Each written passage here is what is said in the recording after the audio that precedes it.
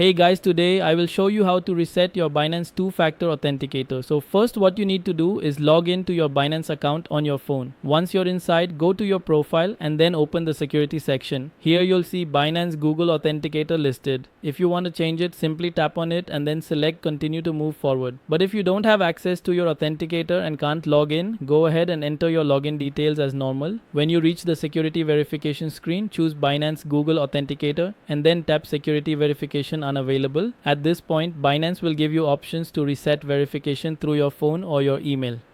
You can choose either one, but it's usually best to select your email since it's required when setting up your account.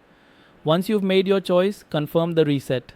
Binance will send a code to both your phone and email for verification. After entering those codes, open your Google Authenticator app and add the new setup key Binance provides. This lets you reconnect the authenticator with your Binance account. From there, you can re-enable two-factor authentication, or if you prefer, keep it disabled, and that's it. That's how you reset Binance two-factor authenticator and regain access to your account. Thanks for watching.